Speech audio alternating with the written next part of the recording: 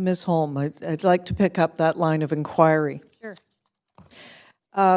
Because I am finding these things contradictory. We are trying to say that we're looking for people to be in their principal residence to rent out bedrooms within their own homes, probably like 1 or 2 bedrooms max.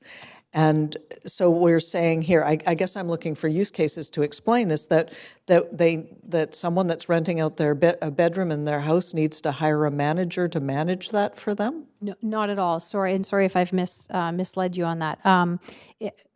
In most cases, the person who holds the license and is the principal resident is in fact the person that is doing their own marketing and the management of their own unit.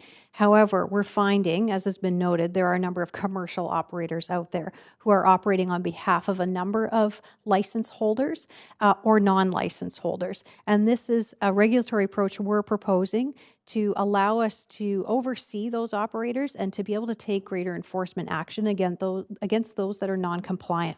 So those that are operating on behalf of a multitude of unlicensed or incorrectly licensed short-term rental operators.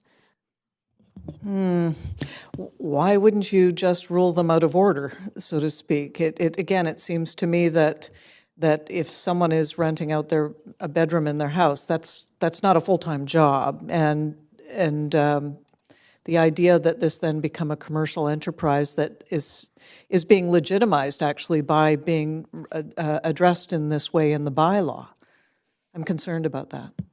So we are seeing still a number of commercial operators. We have been successful in addressing a number of large commercial operators that have been operating on behalf of unlicensed or incorrectly licensed operators. This, again, just gives us another degree or another way to hold those people accountable. They are now non-compliant with not holding a business license as a property manager. And if they are holding that license, there are conditions that we can enforce to understand more about those operations that they are overseeing, because we're often finding those operations are not compliant. But if they're not compliant, why would you try and accommodate them? It seems to me that I would be going after them. Are there people then that are out there going around to people and saying, "Hey, list your bedroom with me"? And there are several folks that market themselves as property managers for your short-term rental. So it's not to accommodate them, it's more to give us increased regulatory powers to be able to enforce against them and to obtain data and to hold them accountable for ensuring that the short-term rentals are happening in compliance with the bylaw. Yeah, we will be seeing this again after another year, I'm hoping, then, if we put this into play, because I'm very concerned about this whole approach. I'm sure that it's been well thought through by you, but it seems inconsistent with the intent. It's something I hope that came through in our report too, is that this is an ever-changing and ever-evolving industry too. Again, we just started looking at this about 3 years ago, and we've come a very long way in 3 years, and I anticipate 3 years from now it will also look very different. So we are continuing to evolve and adapt our strategies as the industry adapts. Thank you. I think I'm out of time, but thank you. Okay. Can I ask you one more question then? Staff question, so 5 minutes. The question that I've asked about whistleblowers. Okay. Do you think there's anything else that we can do to make it easier for people to identify people that are not non-compliant? And in fact, as indicated to you yesterday, maybe there's ways to be incentivizing that. Do you have any further thoughts on that issue?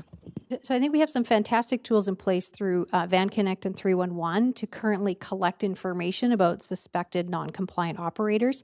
And again, those are ways for us to collect the 2 key pieces of information we need, which is the address of the short-term rental and the listing, the URL.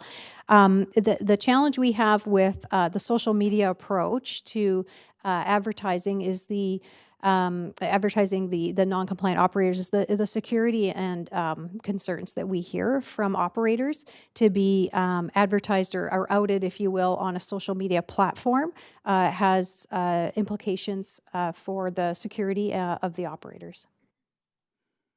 Well, I see it happening anyway, and I understand the concern. It'd just be nice to harness it in a positive way, if possible.